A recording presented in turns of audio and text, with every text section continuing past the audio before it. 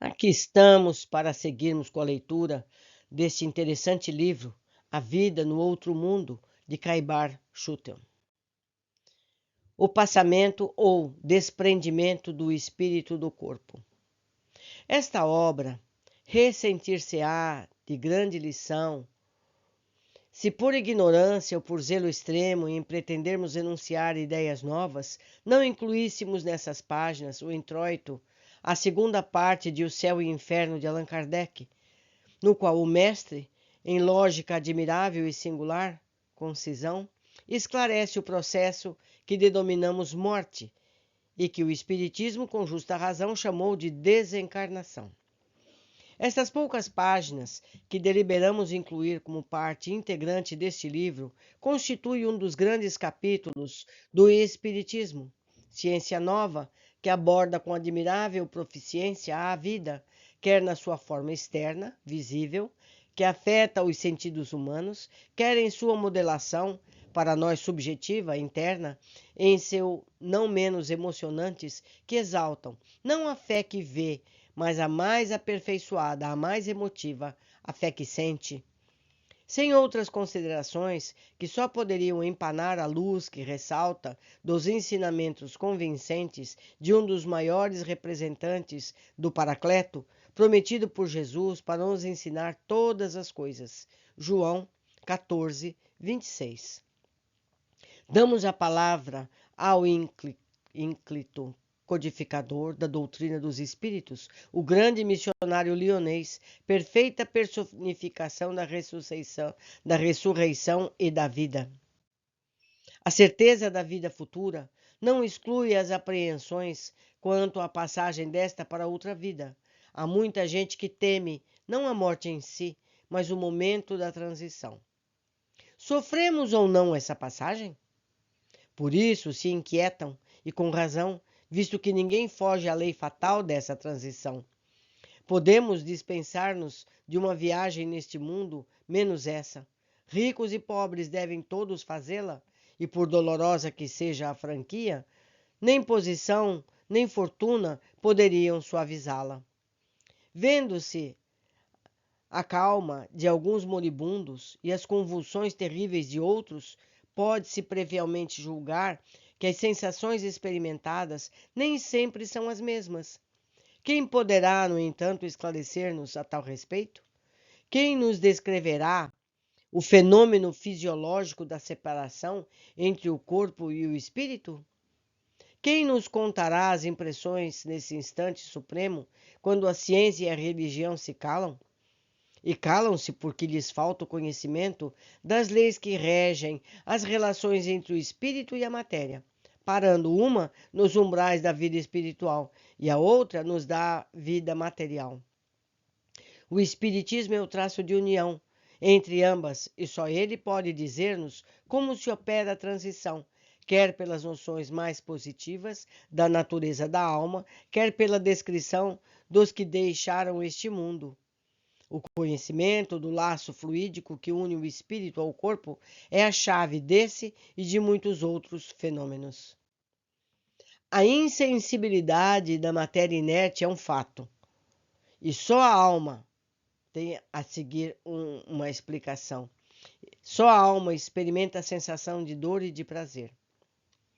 A explicação é a seguinte: segundo se lê em O Livro dos Espíritos, parte 2, capítulo 2, a alma é o espírito encarnado. Por isso dizemos, tal país tem tantos milhões de almas. Livre da matéria, não se designa alma, mas sim por espírito. Continuando.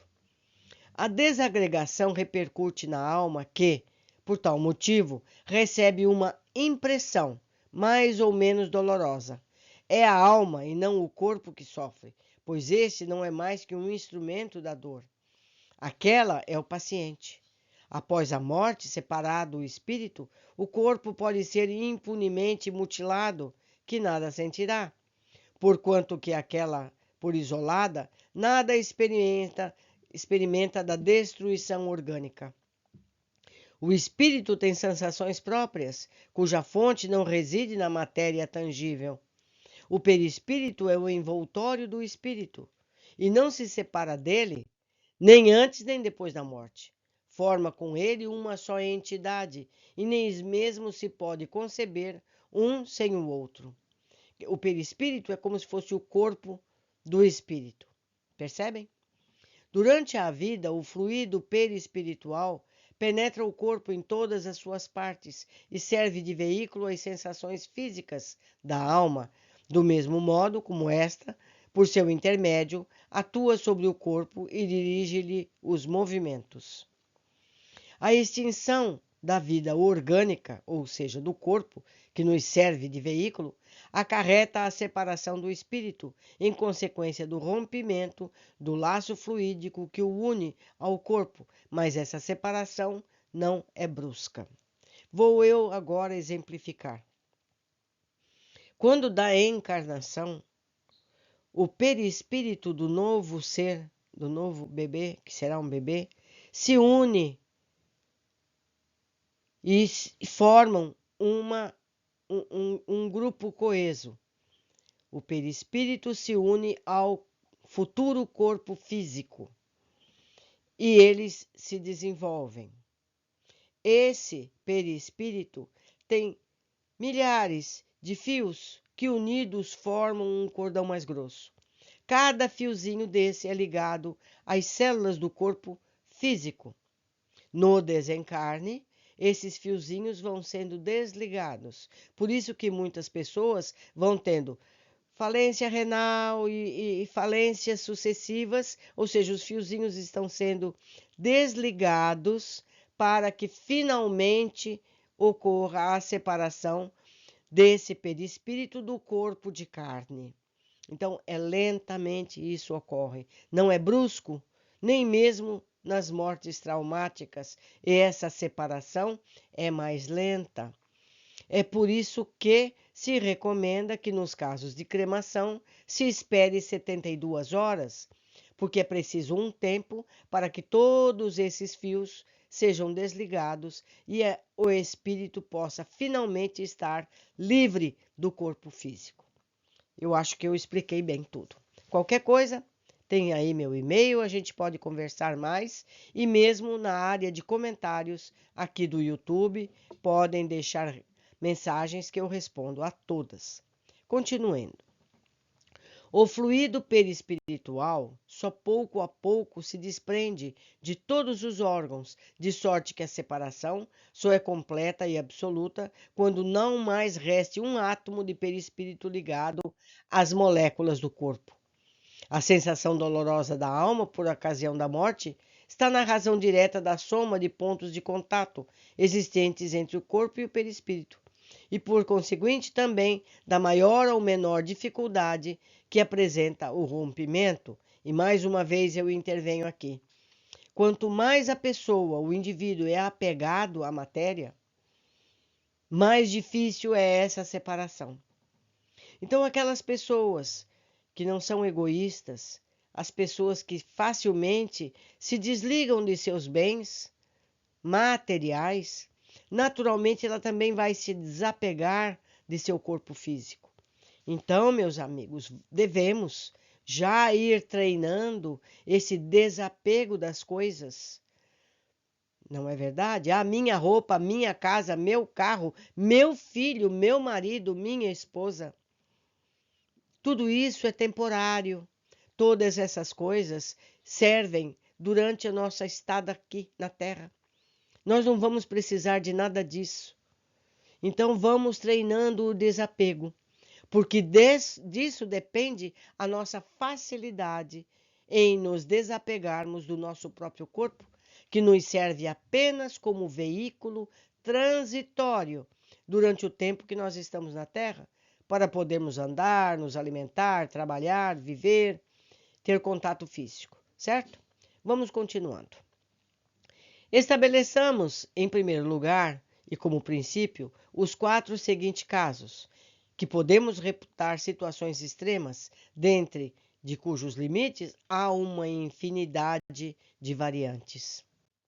Primeiro, se no momento em que se extinguisse a vida orgânica, o desprendimento do perispírito fosse completo, A alma nada sentiria absolutamente. Então, quanto mais desapegado formos, mais rápido esse processo, não vamos sofrer nada absolutamente. Segundo, se nesse momento a coesão de ambos os elementos estiver no auge de sua força, produzir-se-á uma espécie de ruptura que reagirá dolorosamente sobre a alma. Se a coesão for fraca, a separação torna-se fácil, operando-se sem abalo. Se, após a cessação completa da vida orgânica, existirem ainda numerosos pontos de contato entre o corpo e o perispírito, o espírito poderá ressentir-se dos efeitos da decomposição do corpo, até que o laço inteiramente se desfaça. Vocês perceberam a necessidade urgente do nosso treinamento mental e espiritual para o desapego? Porque há pessoas que o corpo físico morre e ele ainda não se desapegou dele. Então ele passa a sentir todas as sensações de apodrecimento desse corpo. Isso não é terrível? Então, meus amigos, vamos trabalhar em nossa mente, em nosso modo de ser. Vamos trabalhar o desapego, não é verdade? Daí resulta, continuando a leitura, o sofrimento que acompanha a morte e está subordinado à força adesiva que une o corpo ao perispírito, que tudo quanto puder atenuar essa força e a rapidez do desprendimento tornará a passagem menos penosa. E, finalmente, que o seu desprendimento operar-se sem dificuldade, a alma deixará de experimentar qualquer sentimento desagradável. Na transição da vida corporal para a espiritual, produz-se ainda outro fenômeno de importância capital: a perturbação. Nesse instante, a alma experimenta um torpor que paralisa momentaneamente as suas faculdades, neutralizando, ao menos em parte, as sensações. Um estado semelhante ao da catalepsia, de modo que a alma quase nunca testemunha conscientemente o derradeiro suspiro. Dizemos quase nunca, porque há casos em que a alma pode completar conscientemente o desprendimento, como em breve vemos. A perturbação deve, pois, ser considerado o estado normal no instante da morte e perdurar por tempo indeterminado, variando de algumas horas a alguns anos. À proporção que se liberta, o espírito encontra-se em situação comparável à de um homem que desperta de profundo sono. As ideias são confusas, vagas, incertas. A vista apenas distingue, como que através de um nevoeiro, mas pouco a pouco se aclara. Desperta-se-lhe a memória e o conhecimento de si mesma. Bem diverso é, contudo, esse despertar, calmo para uns, acordar-lhe sensações deliciosas, tétrico e aterrador e ansioso para outros, o qual horrendo pesadelo. O último alento quase nunca é doloroso, uma vez que ordinariamente ocorre em momento de inconsciência, mas o espírito sofre antes dele a desagregação da matéria, nos estertores da agonia, e depois as angústias da perturbação. Demo-nos pressa em afirmar que esse estado não é geral, porquanto a intensidade e duração do sofrimento estão em razão direta da afinidade existente entre o corpo e o perispírito. Foi o que eu falei. Quanto mais desprendidos nós formos com os nossos objetos, com os nossos amores, mais fácil será a passagem para o plano espiritual. Assim, quanto maior for essa afinidade, quanto mais penosos e prolongados serão os esforços do espírito para desprender-se. Há pessoas nas quais a coesão é tão fraca que o desprendimento se opera por si mesmo, como que naturalmente é como se o fruto maduro se desprendesse do caule. É o caso das mortes calmas, do pacífico despertar no mundo espiritual. A causa principal da maior ou menor facilidade de desprendimento é o estado moral da alma. A afinidade entre o corpo e o perispírito é proporcional ao apego à matéria, como eu mesmo já falei, que atinge o seu máximo no ser humano, cujas preocupações dizem respeito unicamente à vida dos gozos materiais. Ao contrário, nas almas puras que antecipadamente se identificam com a vida espiritual, o apego é quase nulo. E desde que a lentidão da dificuldade dos desprendimento se filia ao grau de pureza e desmaterialização da alma. De nós somente depende o tornar fácil ou penoso, agradável ou doloroso este desprendimento. Posto isso, quer como teoria, quer como resultado de observações, resta-nos examinar a influência do gênero da morte sobre as sensações da alma nos últimos transes. Em se tratando de morte natural, resultante da extinção das forças vitais por velhice ou doença, o desprendimento opera-se gradualmente para o ser cuja alma se desmaterializou e cujos pensamentos se destacam das coisas terrenas. O desprendimento quase se completa antes da morte real, isto é, ao passo que o corpo ainda tem vida orgânica e o espírito já penetra na vida espiritual, apenas ligado por elo tão frágil que se rompe com a última pancada do coração. Nesta contingência, o espírito pode já ter recuperado a sua lucidez, de modo a tornar-se testemunha consciente da extinção do corpo, considerando-se feliz por tê-lo deixado. Para este, a perturbação é quase nula, ou antes, não passa de ligeiro sono calmo, no qual desperta com indizível impressão de esperança e ventura. No ser humano materializado e sensual, que mais viveu do corpo que do espírito, para o qual a vida espiritual nada significa, nem sequer lhe toca o pensamento, tudo contribui para estreitar os laços materiais, e quando a morte se aproxima, o desprendimento, conquanto se opere gradualmente também, demanda contínuos esforços. As convulsões da agonia são indícios da luta do espírito, que às vezes procura romper os elos resistentes, e outras se agarra ao corpo do qual uma força irresistível o arrebata com violência molécula por molécula. Quanto menos vê o espírito além da vida corporal, tanto mais se lhe apega, e assim sente que lhe fogem e quer retê-la, em vez de abandonar o movimento que o empolga. Resiste com todas as forças e pode mesmo prolongar a luta por dias, semanas, meses inteiros. Certo, neste momento, o espírito não possui toda a lucidez, visto como a perturbação, que muito se antecipou à morte, mas nem por isso sofre menos. E o vácuo em que se acha, a incerteza do que lhe sucederá, agravam-se-lhe a angústia. Dá-se, por fim, a morte, e nem por isso está tudo terminado. A perturbação continua. Ele sente que vive, mas não define se material ou espiritualmente, e luta ainda até que as últimas ligações do perispírito se tenham todo rompido.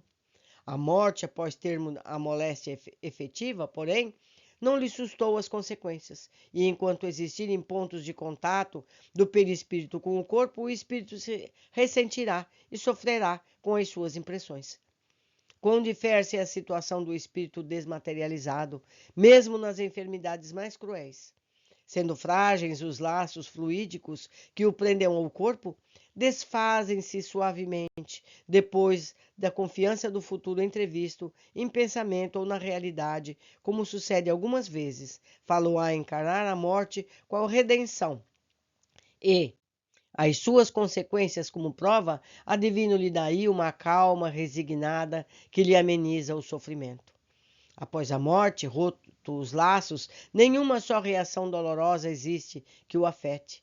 O despertar é lépido, desembaraçado, por sensações únicas o alívio e a alegria. Na morte violenta, as sensações não são precisamente as mesmas. Nenhuma desagregação inicial pode iniciar previamente a separação do perispírito, ao passo que a vida orgânica, e em plena exuberância de força, é subitamente aniquilada. Nessas condições, o desprendimento só começa depois da morte do corpo físico e não pode completar-se rapidamente. O espírito colhido por improviso fica como que aturdido e sente, e pensa, e acredita-se vivo, prolongando-se dessa ilusão até que compreenda o seu estado. Esse estado intermediário entre a vida corporal e a espiritual é dos mais interessantes, porque apresenta o espetáculo singular de um espírito que julga material o seu corpo fluídico, experimentando ao mesmo tempo todas as sensações de vida orgânica. Além disso, dentro desse caso, há uma série infinita de modalidades que variam segundo os conhecimentos e progressos morais do espírito. Por isso que nós temos que estudar. O nosso conhecimento facilita esses momentos. Continuando, para aqueles que se purificaram em alto grau, a situação pouco dura, porque já possuem em si como um desprendimento antecipado, cujo termo, a morte mais súbita, não faz senão apressar. Outros há para os quais a situação se prolonga por anos inteiros. É situação, aliás, muito frequente, até nos casos de morte comum, que nada tendo de penosa para os espíritos adiantados, torna-se horrível para os atrasados, como o suicida principalmente, excede toda a expectativa. Preso ao corpo por todas as suas fibras, o perispírito faz repercutir no espírito todas as sensações daquele com sofrimentos cruciantes. O estado de espírito, por ocasião da morte, pode ser assim resumido. Tanto maior é o sofrimento, quanto mais lento for o desprendimento do perispírito. A presteza desse desprendimento está na razão direta do adiantamento moral do espírito. Para o espírito desmaterializado, de consciência pura, a morte é qual um sono leve, isento de agonia, e cujo despertar é suavíssimo. Para que cada qual trabalhe na sua purificação, reprima as más tendências, domine as paixões, abdicando das vantagens imediatas em prol do futuro, visto que, como para identificar-se com a vida espiritual, encaminhando para ela todas as aspirações e preferindo a vida terrena, não basta crer, mas compreender. Devemos considerar esta vida sob o ponto de vista que satisfaça, ao mesmo tempo, a razão, a lógica, o bom senso, o conceito em que temos de grandeza, a bondade e a justiça de Deus. Considerando desse ponto de vista, o Espiritismo, pela fé inabalável que insinua, é de quantas doutrinas filosóficas conhecemos, a que excede mais poderosa influência. O espírita sério não se limita a crer, porque compreende e compreende porque raciocina. A vida futura é uma realidade que se desenrola incessantemente a seus olhos. Uma realidade que lhe toca e vê, por assim dizer, a cada passo, de modo que a dúvida não pode empolgá-lo ou ter guarida em sua alma. A vida corporal, tão limitada, mesquinha-se diante da vida espiritual, da verdadeira vida, que lhe importam os incidentes da jornada, se ele compreende a causa e utilidade das vicissitudes humanas quando suportadas com resignação? A alma eleva-se para as relações com o mundo invisível. Os laços fluídicos que ligam a matéria entreaquecem-se, operando-se por antecipação, um desprendimento parcial que facilita a passagem a outra vida. A perturbação, consequente à transição, pouco perdura, porque uma vez franqueada ao passado, logo se reconhece no seu novo estado, nada estranhando, antes compreendendo a situação em que se encontra. Com certeza, não é só o Espiritismo que nos assegura tão auspicioso resultado. Nem ele tem a pretensão de ser o meio exclusivo, a garantia única da salvação para as almas. Força a confessar, porém, que pelos conhecimentos que fornece, pelos sentimentos que inspira, como pelas disposições em que coloca o espírito, fazendo-lhe compreender a necessidade de melhorar-se, facilita enormemente a salvação. Aqui, salvação, meus amigos, não é com relação ao mundo, a chegar a Deus, não, é a salvação, é a facilitação do seu estado espiritual. É livrá-lo das situações difíceis, certo? O Espiritismo, dá algo mais a cada um. Os meios de facilitar o desprendimento de outros espíritos ao deixarem o invólucro material, abreviando-lhe a perturbação pela evocação e pela prece sincera, que é a magnetização espiritual. Provoca-se a desagregação mais rápida do fluido espiritual, pela evocação criteriosa, sábia, prudente, com palavras de benevolência e conforto. Combate-se o entorpecimento do espírito, ajudando-o a reconhecer-se mais cedo, e se é sofredor, insinua-se-lhe o arrependimento, único meio de abreviar os seus sofrimentos. Então, diz ele aqui que a prece das pessoas que amam facilitam o desprendimento de quem estiver em processo de desencarnação. Eu quero aproveitar esse ensejo para contar aqui que o Caibar, que nos conta tudo isso, teve o seu desprendimento aqui na Terra. E isso está publicado. No seu velório, quando ele estava sendo velado, os amigos estavam à sua volta, preparando todo o cerimonial para receber aqueles que vinham se despedir dele. Caibar se manifestou. Ele chegou no médium, que estava ocupado com os preparativos, incomodando-o para se manifestar, e o médium dizendo, eu estou ocupado, aqui não posso. Aí o Caibar disse, sou eu, o Caibar que está aqui. Eu quero ditar o meu epitáfio, quero que escrevam no meu túmulo. Vivi, vivo e viverei, pois sou imortal. Vejam só, meus amigos, a capacidade de desprendimento de Caibar, que se manifestou lucidamente no seu próprio velório, com o médium ali presente, deixando uma mensagem. Vejam como o preparo faz a diferença. Então, meus amigos, vamos estudar, vamos aprender sobre a vida espiritual, como ela se processa. Vamos encarar o nosso corpo físico como encaramos o nosso veículo que nos leva daqui para ali. O corpo físico nada mais é que o nosso carro, que nos leva para a escola, para o trabalho, que nos leva a aprender, a viver situações para evoluir. Vamos cuidar do nosso corpo muito bem, como cuidamos dos nossos veículos, não é verdade? Vamos alimentar bem, como nós lubrificamos os nossos veículos, não é verdade? Vamos respeitá-lo, vamos amá-lo, mas não vamos nos prender em demasia egoisticamente, não é? Por hoje ficamos por aqui. Eu aguardo a todos no nosso próximo capítulo.